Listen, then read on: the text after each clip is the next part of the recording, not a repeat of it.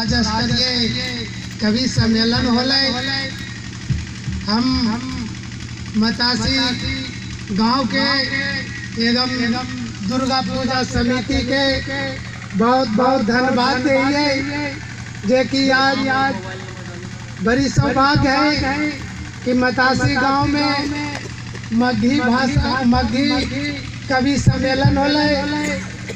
मगही अपन भाषा है और ये भाषा के हम भूल गए हैं। हम जब बोले हिए एकरा हम सब समझे हिए कि हमार ठेठ भाषा है, लेकिन मगही एक ऐसा भाषा है जे कि बिहार में, पूरे भारत में, पूरे विश्व में परचम फहरल के है। लेकिन आज हम हमार जो ये भाषा है जो हम बोल रही है यह एक बहुत पुराना यह कहल जा है कि हड़प्पा संस्कृति से ही हमारी मगही भाषा बोलल जा है।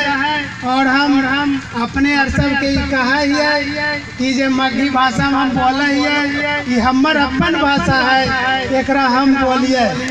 ये हमर अपन धरोहर है। जैसे भोजपुरिया लोग हखिन वह भोजपुरिये में बोला हखिन, और भाषा और बंगाली में जाइए बंगालिये में बोला हखिन, उड़ीसा जाइए उड़िये में बोला हखिन। तो हमारी ये जो मगही भाषा है जेकर की अशोक सम्राट जे कि पूरे भारत पर राज कलखिन वह हमार मजा के हलखिन। और आज हम वो मगही के भूल गए हैं। लेकिन अब ध्यान रखें कि हम जो बोले हैं वह एक बहुत अच्छा भाषा है हमार, और एकरा हम भूलिए नहीं और एकरा हम धरोहर के रूप में रखिए।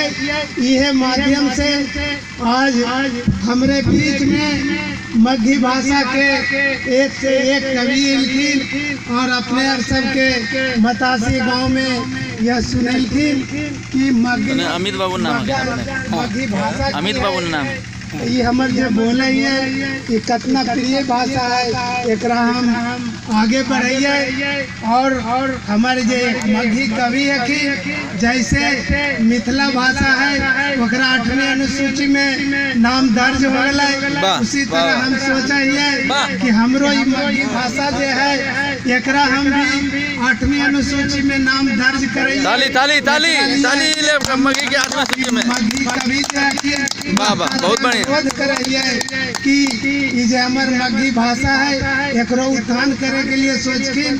अभी तो मगही भाषा जो है हमार मगहे के मुख्यमंत्री है कि तैयो नहीं सोचा कि हम मगही के कैसे मगही के उत्थान करिए।